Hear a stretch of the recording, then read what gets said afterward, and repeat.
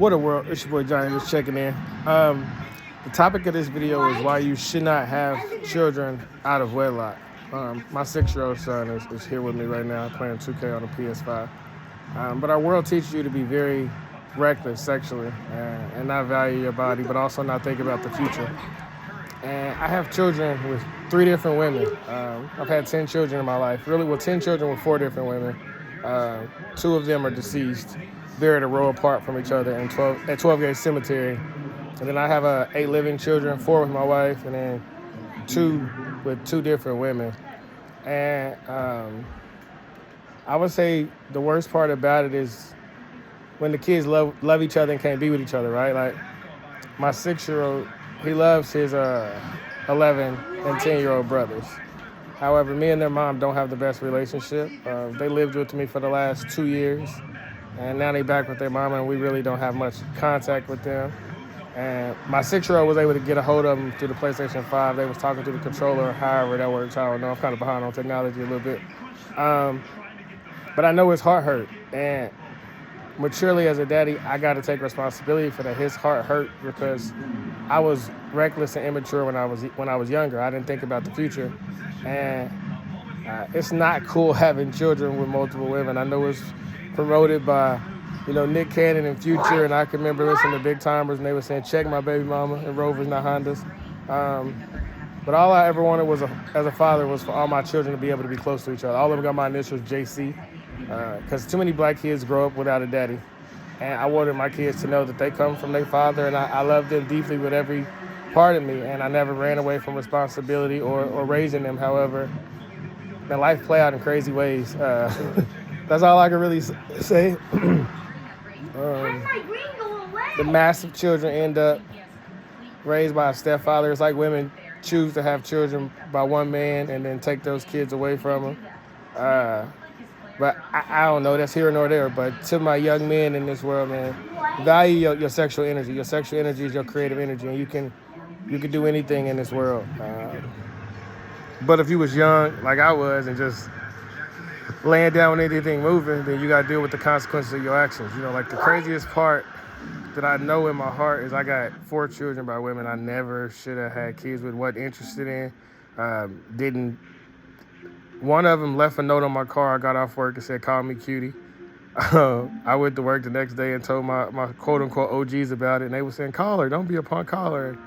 Now I have a 15-year-old daughter and a 12-year-old son with her, and then I was leaving a basketball court on 40th and Wayne, and the young lady walked up to my vehicle as I was trying to leave and said hello to me, and now I got 11 and 10-year-old son with her as well, man. I didn't make the best choices when I was younger, and it was so many different women.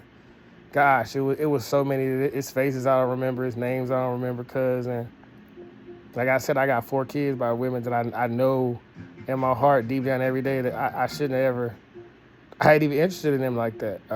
So now I got to do the best to pour into those kids because I'm gonna be accountable for it. But at the same time, I'm gonna tell young men that it ain't no reason to taste every chip that has an open bag. I guess that's the best way to put it. Or catch every pass. Some of them you got let it get intercepted. You know what I mean? Let it get deflected.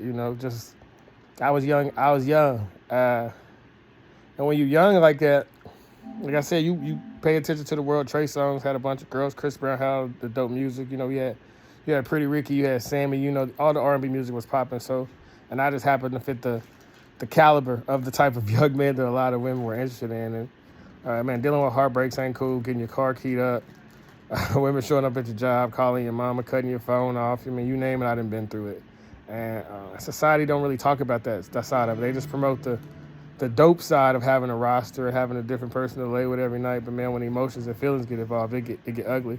But outside of that, once children get involved, then it really gets nasty. Because children don't really know what they're born into. And just like I was born into a toxic, negative situation, man, it truly breaks my heart that I created children into the same thing. And I pray to God that He forgives me and I repent for my sins. And to any man or woman out there who did the same thing, who brought children into a toxic situation, man, it's okay to acknowledge your mistakes and pray. Everybody like, my children was a blessing. They was a gift from God. Nah, they was reckless and you was sleeping with somebody you shouldn't have ever been around. Just be G about it. That don't mean you ain't going to love them and raise them and be the best version of themselves, but you got to be honest so they don't, do the same mistakes or create the same mistakes. My mom always talked about how she had me at 20 years old, and she never talked about it as that was a negative thing. She just highlighted it, and what do you know, I had my first kid at 20 years old. So I won't allow any of my children to make my mistakes, man. I'm very honest with them. I'm very blunt and transparent. Like, I should have valued myself a lot more. But unfortunately, my parents wasn't there, so the devil in the world was able to creep in. And, man, I jumped off the porch. But as a father, I want to be a better man every day so my kids can see me and know that you can recover from your mistakes, but it's best to just not make those mistakes at all and avoid them 100%. So, to all the men and women out there who don't have children yet, man, don't have children outside of wedlock if that's something you can't control with you. I mean, the truth is you control who you lay down with. And if you do have children outside of wedlock or have children with multiple women like I do, man, just do whatever you can to make sure that the kids can have a good relationship. Create a YouTube channel. Get a notebook and write down your thoughts. Whatever you can do, because that's the best thing that I try to do is to make sure that all of them have a loving, healthy relationship with each other and make sure that they don't have a childhood that they have to recover from, because I know what that's like to have to go to your parents and forgive them for neglecting you and raising you in all kind of toxic, negative, demonic environments. I talk to my daddy about that a lot. But you do the best you can with the knowledge you have, and I know even with trying to be a fantastic father now, there's still going to be things in areas that I lack in, and my kids going to say, Daddy, you could have did this or you should have done that. I mean, my 15-year-old daughter right now say I don't spend enough time with her, but I got a new job where I travel a lot, so I've been out of town in the last few months more than I have in my entire life. My daughter said that means Daddy don't care, so it's just being a parent is a unique situation, and there's no roadmap, there's no guidebook on how to do it, so we all just thugging it out. So I'm giving myself the grace to keep getting 1% better every single day, and asking God for forgiving me for my mistakes, and you do the same, you dig? This is a short little video, sitting on the couch, like I said, front room vibes. I never do this, but being an alienated parent is weird, dog, because a part of you want to just throw in the towel, but your heart love your children. But I understand why men quit. I understand why men walk away. I understand why, because it's when you watching somebody want to replace you anyway, it's like, all right, well, I'm going to help you out. You know what I mean? You want to pretend I don't exist, let me not exist, but those little people are a part of you. I mean, they come from you, literally, straight up. They're your seed. Which your seed is the best parts of you leaving your body at the time. So you want to look out for that seed and give it proper sunlight and water so it can grow into something beautiful. So it's a situation to balance. But I know I ain't the first man to go through this. Definitely won't be the last. So shout out to all the men who don't have a good relationship with their children's mother, can't see their children on a daily basis. I remember being a kid, hearing all kind of negative things about my dad, and I slowly believed them, and I started to view my dad through my mother's eyes. And my sons have heard some terrible, terrible things about me, as my daughter has as well. And I'm sure a day will come when they start to view me through their mother's eyes. And they say we go through 3 periods when it comes to being a kid. It's idolizing your parents, thinking they're God's greatest creation, and then you disrespect them, you don't know what you're talking about, get out of my face, you get on my nerves, I wish you wasn't my parent. And then if we're lucky, we get to the third stage, which is, I love you, I appreciate you for everything you did. And I was able to reach that with my father. I talk to him all the time, and I forgive him for what he didn't do, but also tell him thank you for all the fantastic qualities that he did have, that he passed down to me. And my mom is already deceased, but she was my gangster. She was on some BS, but once again, broken people hurt people, and then heal people, so I forgive her for what she did wrong. And I think if we honest, as children, most of our trauma, it comes from our mama. Daddy's not there, and if daddy is there, daddy's at work. So we're with our moms a lot, and a lot of our negative feelings and emotions come from our mama. But we can't say that out loud because the black woman is God and blah blah blah. But I could be honest, man. My mama did a lot of wrong. She broke my heart a lot. She set me up for heartbreak. But I'm sure it's a lot of men who've went through that as well, But you forgive and you move forward and embrace the beautiful, abundant future that's in store for you. So it is what it is. You got to get up, grind, and handle your biz. Bars. But being a father is wild. Every single day I question, I'm really inside this body. I'm really living life. I remember being in preschool, riding on my daddy's shoulders. I remember kindergarten, taking naps still, sixth grade, uh, high school, and now here I am, a grown man leading a family. Life is a beautiful, ugly roller coaster. Just enjoy the ride. But leading a family is lit, and if you didn't come from a strong family, which my parents was together, but we had all kind of domestic violence. We was in and out of homeless shelters and lights and gas and all that, and water was off all the time, just nasty. But I'm doing my best to make sure a strong family comes from me. I ain't perfect, but every day I'm trying to become a better husband, a better father, become a more successful individual, while also mentally, spiritually, becoming somebody I didn't know how I could be. I pray more than I ever have. I read the Bible more than I ever have, and I think as men, the world tries to break you that you got to turn to something for power, for strength. Unless you could turn to a beer or a cigarette, which I don't knock nobody who do what they do. We all got to overcome our sin on our own.